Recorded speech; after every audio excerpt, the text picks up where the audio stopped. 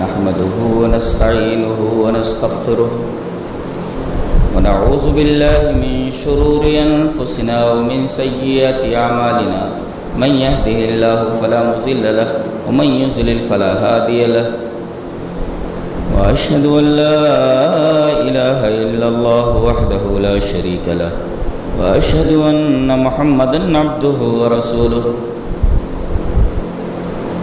يا أيها الذين آمنوا اتقوا الله حق تقاته ولا تموتن إلا وأنتم مسلمون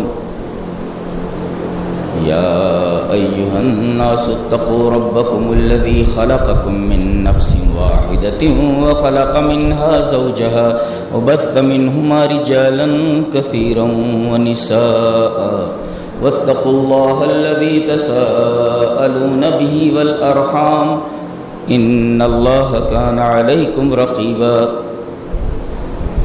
يا أيها الذين آمنوا اتقوا الله وقولوا قولا سديدا يصلح لكم أعمالكم ويغفر لكم ذنوبكم ومن يطع الله ورسوله فقد فاز فوزا عظيما أما بعد فإن خير الحديث كتاب الله وخير الهدي هدي محمد صلى الله عليه وسلم وشر الأمور محدثاتها وكل محدثة بدعة وكل بدعة ضلالة والضلالة في النار أعوذ بالله من الشيطان الرجيم بسم الله الرحمن الرحيم وإن جهنم لموعدهم أجمعين لها 7 أبواب لكل باب منهم جزء مقسوم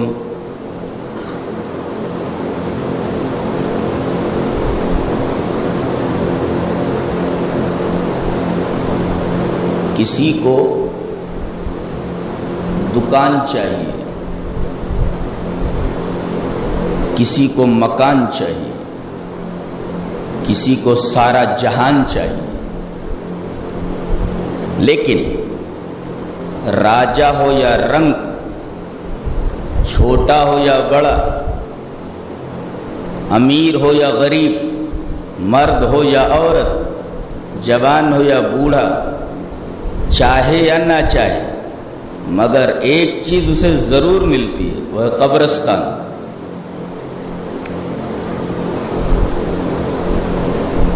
دکان، مکان، سارا جہان سب مل جائے، نہ چاہتے ہوئے بھی ایک جگہ ملتی ہے، قبرستان، شمشان۔ اس جگہ کے بارے میں 2 رائیں، 2 خیالات۔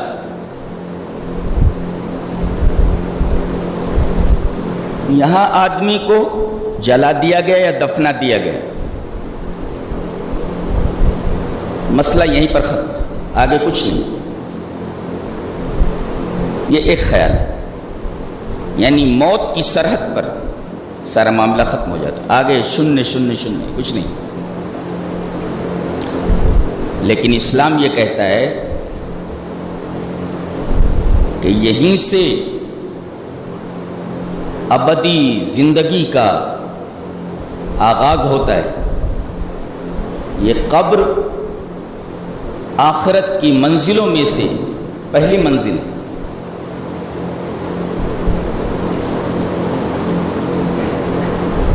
اقبال نے صحیح کہا کہ موت کو سمجھا ہے غافل اختتام زندگی، ہے یہ شام زندگی صبح دوام زندگی۔ موت پر یہ عارضی زندگی کی شام ہوتی ہے، اور یہیں سے ہمیشہ اور دائمی زندگی کا سورج طلوع ہوتا ہے۔ اسلام یہ کہتا ہے کہ حقیقی زندگی کا آغاز یہیں سے ہوتا ہے۔ جب تک آدمی زندہ رہتا ہے، یہ زندگی ایک خواب جیسی ہے، آنکھیں بند ہیں اور آدمی خواب دیکھ رہا ہے۔ اللہ فرماتا ہے کہ جب آدمی مر جاتا ہے فکشفنا عنک غطاءک، تب آنکھیں کھلتی ہیں۔ اس کا مطلب یہ زندگی میں جب تک رہتا ہے تب تک آنکھیں بند رہتی ہیں، سو رہا ہے، جیسے مرا اللہ فرما رہا ہے آنکھیں کھول دی گئیں، فکشفنا عنک غطاءک فبصرک الیوم حدید، آنکھ بڑی تیز ہو جاتی ہے۔ دنیا میں آنکھ ایک محدود فاصلے تک دیکھتی ہے، لیکن مرنے کے بعد اس کی بینائی بڑی تیز ہو جاتی ہے، دور تک دیکھتا ہے۔ اسی وجہ سے حضرت عثمان غنی رضی اللہ تعالی عنہ کی عادت مبارکہ یہ تھی کہ جب وہ جنت یا جہنم کا ذکر سنتے تو نہیں روتے تھے، قبر کا تذکرہ آتا یا کسی قبر کے پاس سے گزرتے تو کھڑے ہو جاتے اور اتنا روتے کہ آپ کی ریش مبارک تر ہو جائے کرتے تھے، داڑھی بھیگ جائے گا۔ دنیا میں بہت سارے لوگوں کو اللہ نے پیسہ دے رکھا ہے، اقتدار دے رکھا ہے، لیکن دل کالے ہیں ان کے، کھاتا وہی 2 روٹی ہے لیکن اس کی آنکھ نہیں بھرتی ہے، اسے پورا جہان چاہیے، کھاتا وہی 2 روٹی۔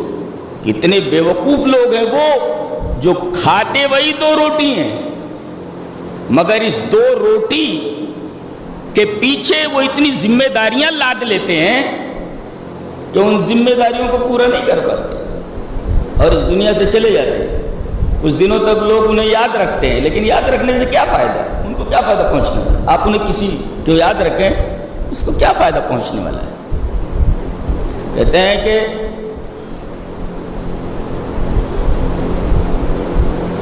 خالی اکڑی ایک روٹی سے بھر جاتی ہے، لیکن پوری روئے زمین کی نعمت ایک لالچی کی آنکھ نہیں بھر سکتی۔ ایک ہے پیٹ کی بھوک، ایک ہے آنکھ کی بھوک۔ پیٹ کی بھوک کو 2 روٹی بجھا دیتی ہے، ختم کر دیتی ہے، مٹا دیتی ہے، لیکن لالچی کی جو آنکھ ہوتی ہے، آنکھ کی بھوک یہ نہیں مٹتی۔ اس کے لیے آدمی کیا کیا نہیں کرتا ہے۔ فارسی شاعر نے بہت اچھا کہا ہے کہ رودے تنگ بیت نانتے ہی پرگردت اور نعمت روئے زمین پر نہ کند دیدے تنگ، کہ خالی انتڑی ایک روٹی سے بھر جاتی ہے مگر پوری زمین کی نعمت ایک لالچی کی آنکھ نہیں بھر سکتی۔ اور اسی آنکھ کی بھوک میں نہ جانے کیا کیا کرتا ہے۔ پیٹ کی بھوک تو مٹ جاتی ہے، آنکھ کی بھوک نہیں مٹتی۔ اسی آنکھ کی بھوک کو مٹانے کے لیے سارے ہنگامے ہیں۔ اس آنکھ کی بھوک نے کتنے ہنگامے برپا کر رکھے ہیں، دیکھ رہے ہیں آپ۔ کھاتا وہی 2 روٹی، 2 روٹی کھاتا ہے مگر ذمہ داریوں کا ایک پہاڑ اپنے سر کے اوپر لے لیتا ہے اور پھر اس جگہ کو بھول جاتا ہے جہاں اسے جانا ہے۔ تو حضرت عثمان وہاں پہنچتے تو زارو قطار روتے۔ نبی کریم صلی اللہ علیہ وسلم کا ایک واقعہ ایک حدیث میں، پہلے حدیث دیکھ لیتے ہیں۔ حدیث اس طرح، وعن البراء بن عازب رضی اللہ تعالی عنہ قال خرجنا مع رسول اللہ صلی اللہ علیہ وسلم فی جنازۃ رجل من الانصار فانتهينا الى القبر ولما يلحد فجلس رسول الله صلی اللہ علیہ وسلم وجلسنا حوله كانما على رؤوسنا الطير وفي يده عود ينكت به في الارض فرفع راسه فقال استعيذوا بالله من عذاب القبر مرتين وثلاثا زاد في حديث جرير ها هنا وقال وانه لا يسمع خفق نعالهم اذا ولوا مدبرين حين يقال له يا هذا من ربك وما دينك ومن نبيك قال هناد قال وياتيه ملكان فيجلسانه فيقولان له من ربك فيقول ربي الله فيقولان له ما دينك فيقول ديني الإسلام فيقول ما هذا الرجل الذي بعث فيكم قال فيقول هو رسول الله فيقولان وما يدريك فيقول آمنت قرأت کتاب اللہ وآمنت به وصدقت رواہ ابو داؤد فی کتاب السنہ۔ ایک صفحے کے اوپر یہ پوری روایت ہے، میں نے پڑھ دی۔ راوی حضرت براء ابن عازب، حضرت براء ابن عازب فرماتے ہیں کہ ایک انصاری صحابی کا انتقال ہو گیا۔ نبی کریم صلی اللہ علیہ وسلم صحابہ کے ساتھ قبرستان پہنچے۔ آپ نے فرمایا قبر تیار ہے؟ بولے اللہ کے رسول ابھی لحد تیار نہیں ہوئی۔ آپ بیٹھ گئے اور آپ کے ارد گرد صحابہ بیٹھ گئے اور اس طرح خاموشی تھی، اتنا سائلنس تھا کہ صحابی کہتے ہیں کہ جیسے ہمارے سروں پر چڑیاں بیٹھی ہوئی ہوں، تھوڑا ہلے کہ چڑیا اڑ گئی، اور نبی کے ہاتھ میں ایک تنکا تھا، آپ اس تنکے سے زمین کورید رہے ہیں. وہ نبی ہے، بخشا بخشایا ہے، لیکن اتنا ڈرا ہوا ہے، آپ اتنے خوف زدہ ہیں کہ زمین کو ایک تنکے سے کورید رہے ہیں، کچھ سوچ رہے ہیں آپ. اور اس کے بعد آپ نے سر اٹھایا اور فرمایا عذاب قبر سے اللہ کی پناہ چاہو. آپ نے 2 مرتبہ کہا یا 3 مرتبہ کہا؟ پھر آپ نے فرمایا کہ 2 فرشتے آتے ہیں، وہ 3 سوالات کرتے ہیں، تیرا رب کون، تیرا دین کیا، اور تیرا نبی کون. جب جواب دے لیتا ہے اگر مومن رہتا ہے تو کہتے ہیں تجھے کیسے معلوم ہوا؟ بولے قرآن پڑھا میں نے، اس پر ایمان لایا، اس کی تصدیق کی، اس کا جواب اسی وجہ سے مجھے آ رہا ہے. اس کا مطلب پہلے اسٹیپ پہ اگر کامیاب ہونا ہے قبر میں تو قرآن حکیم سے وابستہ ہو جاؤ، سارے سوالات کے جوابات آپ کو وہاں دینے کی توفیق دے دی جائے گی. تو یہ قبر، یہ آخرت کی جتنی منزلیں ہیں، منزلوں میں سے پہلی منزل ہے. جب سور پھونکا جائے گا تو یہیں سے اٹھایا جائے گا اور سب بھاگ کر کے میدان حشر میں جمع ہو جائیں گے. اللہ یہیں نازل ہوگا، اس کے تخت کو 8 فرشتے اٹھائے ہوئے، یہیں پر حساب کتاب ہوگا. آخری ججمنٹ، لاسٹ ججمنٹ، آخری فیصلہ. پھر جنتی جنت میں اور جہنمی جہنم میں. ہمیں جہنم پر گفتگو کرنی ہے. آیت کریمہ میں بتایا گیا اس کے 7 دروازے ہیں، بڑے بڑے 7 گیٹ ہیں. دروازے تو بہت ہیں، یہ بڑے بڑے 7 گیٹ ہیں. جانتے ہیں قرآن حکیم نے کہا کہ یہ جو 7 گیٹ ہیں، ہر گیٹ سے ایک متعین گروہ جائے گا. متعین گروہ کا مطلب کیا؟ ایک آدمی نے ایک بدعملی کی ہے اور جتنے لوگوں نے وہ بدعملی کی ہے سب ایک ساتھ ہوں گے. چلو پھر ایک اور قسم کی بدعملی، اس بدعملی کو جتنے لوگوں نے کیا ہوگا پورا گروہ رہے گا. یہ جا رہا ہے دوسرے دروازے سے.